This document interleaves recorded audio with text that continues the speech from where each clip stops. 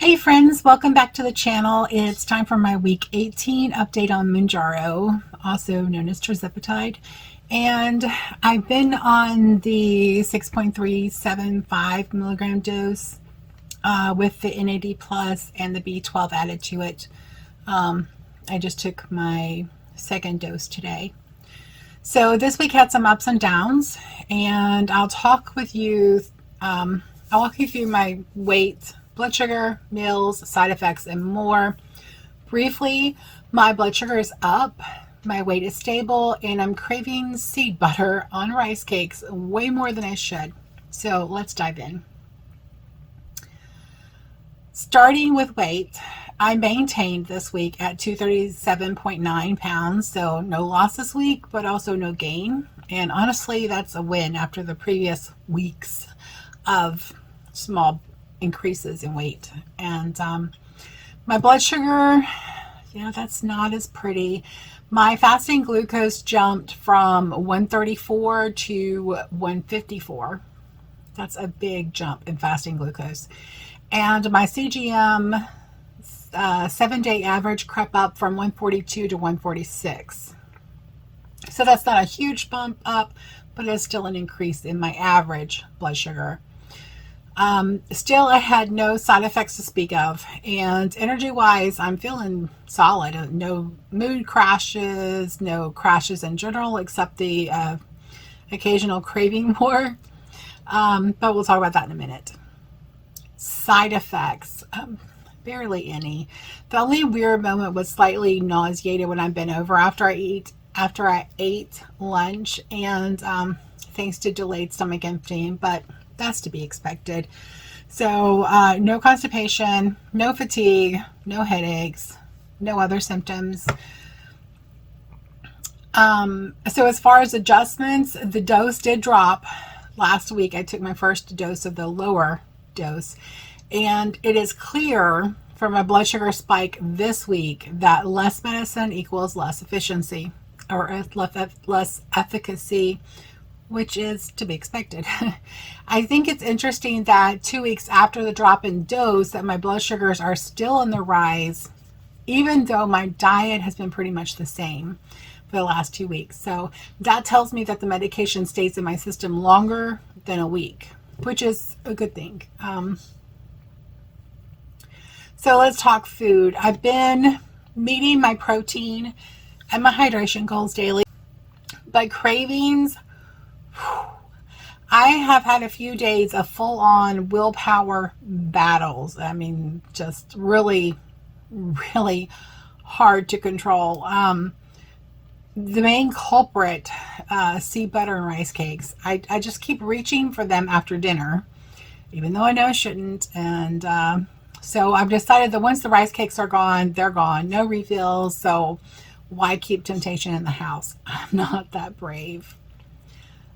Meal-wise, breakfast has been oatmeal and yogurt. Lunch is my favorite California mixed vegetables that have been air fried and seasoned with a side of tofu. Dinner has been a tofu sandwich with a side of pickles, and the sandwich is stacked with cucumbers, onions, lettuce, and tomato. The big news is I've been reintroducing nightshades one at a time to test for eczema allergies. I know I have an allergy to peppers, both spicy and sweet, and to ashwagandha. I still have not tested potatoes yet, but this week and next week I'm starting to test the tomatoes. So right now the tomatoes is the latest nightshade that I'm testing out, and so far, fingers crossed, the tomatoes have not caused an eczema flare. And I am so thankful because I love tomatoes. That's like one of my favorite foods, and just I daydream about going out to the garden and grabbing one fresh off the vine that's still warm from the sun and just eating it. So that's one of my favorite foods. On a side note, I helped someone recently who wanted to go more plant-based on a budget, but she has chronic back pain and can't stand long enough to chop vegetables for food prep. And I totally get it. I have sciatica pain sometimes in my on my right side if I stand still for any length of time.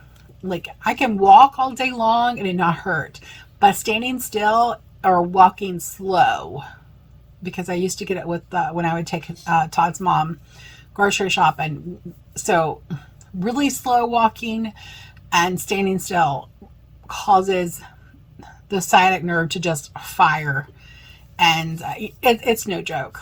So I gave her these tips. I chop vegetables while sitting at the table when I'm having a flare up, or I stock up on frozen pre-chopped vegetables, sometimes both. So you don't have to be on your feet for long periods of time to be able to eat good food, to be able to eat healthy foods. So an exercise update, nothing major has changed. I've slightly increased my walking pace, and I've been walking 6 days a week again. I also have spent time in the yard, in the garden this week, just moving stuff around, cleaning things up, and cutting down small trees, that kind of thing. And so there's been some upper body strength working with that. So and there's nothing so healing as sunshine on your face, right? I just love that. So I've been really enjoying that this week. As for motivation, Mounjaro isn't affecting my drive to move. I just do what I can when I can. And so let's talk meds. Sorry, I have a cat just hopped up on my lap. This is Kirby. Compared to last week, I'm just relieved I didn't gain again. Truly. Now, if you've been following the news around GLP-1s, and if you're on GLP-1s, I know you have, the future of custom compounding Tirzepatide is really shaky and uncertain right now. So if you're using a compounded version, just make sure you have a backup plan for when you're not able to get those. That said, don't panic. I'm not panicking. I'm hopeful that Lilly will make all the Tirzepatide doses available in vial form, and maybe even drop prices on Zepbound and Mounjaro. That would be great. I don't understand why they have dropped prices on Zepbound and not Mounjaro. It's the exact same medication, and but it's for two different uses. But a lot of people that use it for one could also use it for the other. So I don't understand why one is low and one is not dropped at all. Although it's not low, it's lower, but the other one hasn't. The Mounjaro hasn't been dropped at all.